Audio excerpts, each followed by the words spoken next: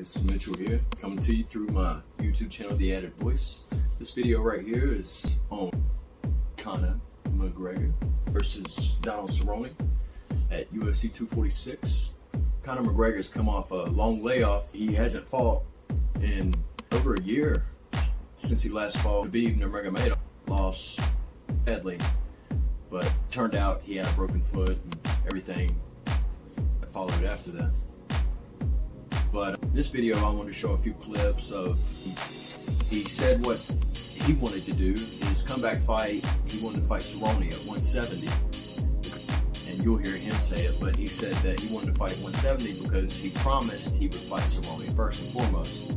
Second, he wanted to fight at 170 because that's where he's at. But weight feels good to him to fight at. And also, in the same sense, he understands that Khabib Nurmagomedov and Tony Ferguson coming up in UFC 249 has fell through 4 times or 5 times. So, and he made it clear in the clip I'll show you that he wants to be the one to come in if Tony Ferguson don't make the weight or if something happens to where somebody can't make the weight. He wants to be the one they call so he can be set the 155-pound championship.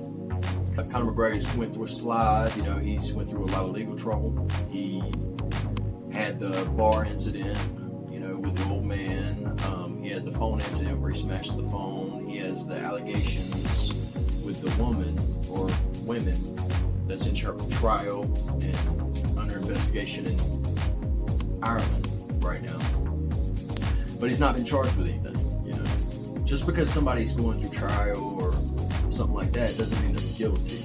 And that's where we are right now. You know, a lot of people said that he shouldn't be fighting because he's this, he's that, he's that, he's this. But at the end of the day, he's not. He's not this, he's not that. He's Conor McGregor. He's innocent until proven guilty. And that's not just American standards. It's the same way in Ireland. I mean, you're innocent until proven guilty in Ireland as well. You're not guilty until you have to prove your innocence. You know, we live in this age now where if you're accused of something, it must be true. Well, that's a fallacy in its own, because our law states specifically you're innocent until proven guilty. Plain and simple. So I think Conor McGregor and Cerrone's a fantastic fight. Cerrone's an all-around great fighter. He's a veteran of the sport, veteran of the UFC. Most wins ever, if I'm not mistaken. Most knockouts ever. Most head kick knockouts ever. He's a beast. He's a for sure all-time great of MMA and UFC. I think it'll stay standing because Cerrone could, per Conor McGregor's history and us knowing that McGregor's not good on the ground, which is how he's lost both of the fights he's lost, I would bet that the fight's going to remain standing.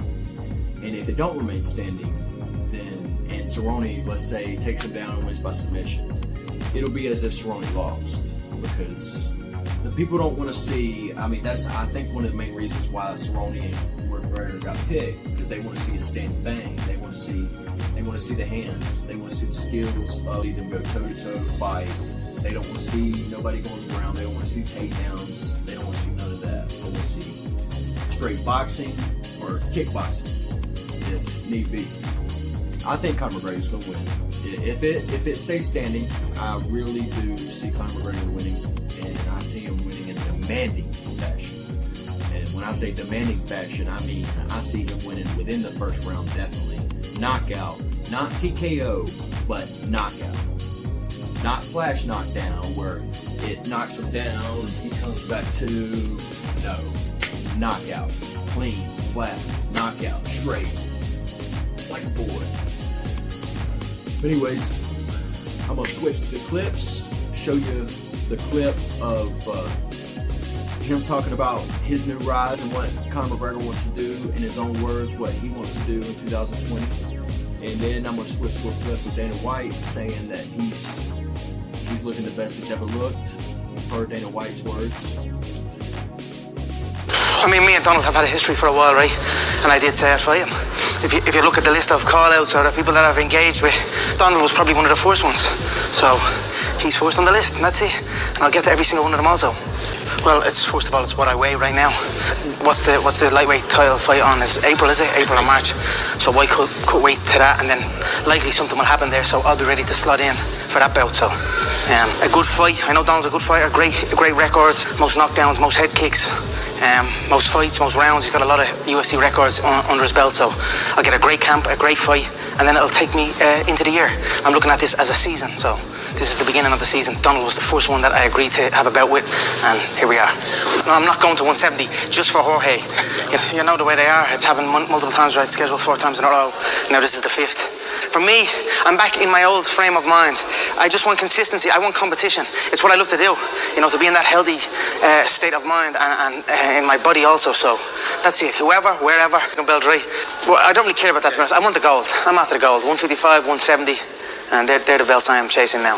I know you don't want to talk about opponents and names so much, but I will say one last one is Justin Gaethje.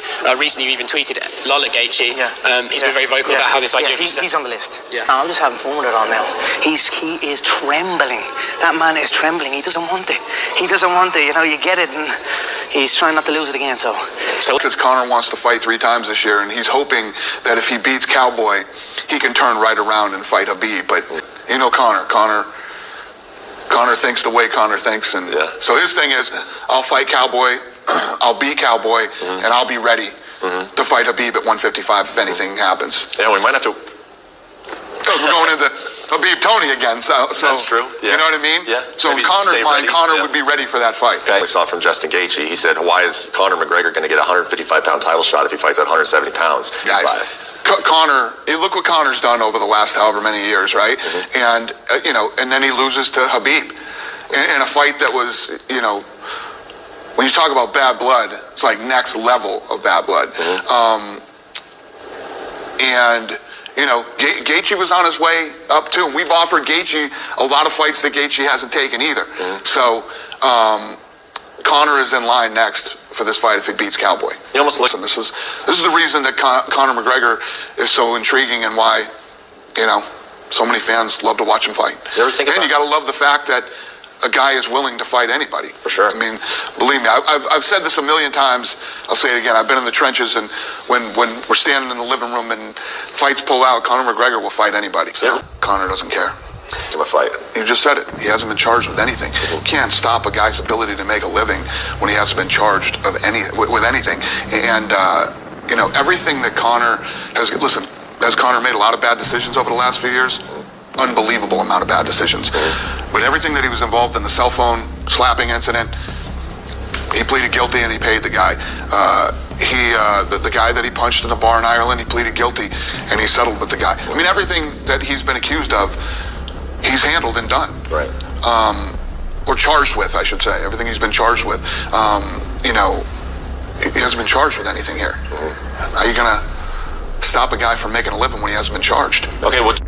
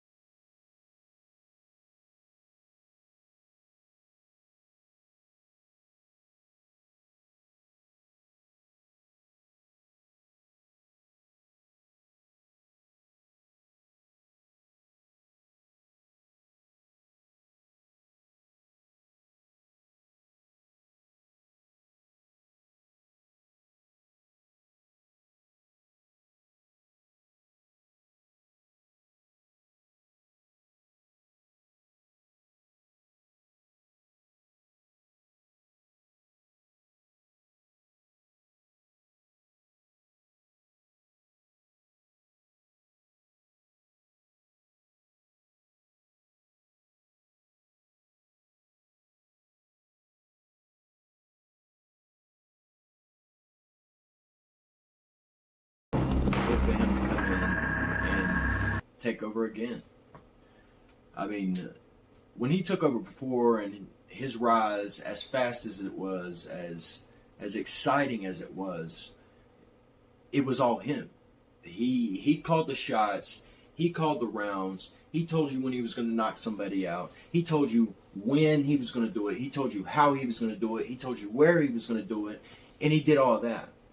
So I believe if everything that I've been talking about and everything I put forth in this video, if all this comes to fruition, you're going to see Conor McGregor not only have one rise, but this will be the second rise. And this will be the more dominant and more influential rise, because he's already had one rise. You know, he fought Floyd Mayweather, and I think that's another thing, and this will be in another video, but I think that's another reason why Dana White and Floyd Mayweather Jr. are in talks for something. We don't know what they're in talks for because Dana White hadn't told us, but he has said that they are in talks about stuff. I think it's one of two things. It's either Floyd Mayweather Jr. and Conor McGregor second fight, or it's a Floyd Mayweather Jr. and Manny Pacquiao second fight, which is a whole nother story. I'd love to see the Manny Pacquiao fight, because Manny Pacquiao beat him the first time. A lot of people know this, but he got robbed. I'm going to show you some outgoing clips.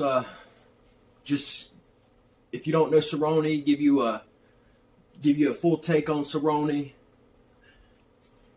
let you know what he's working with, and then give you a full last few clips. Don't forget to like, share, comment, subscribe.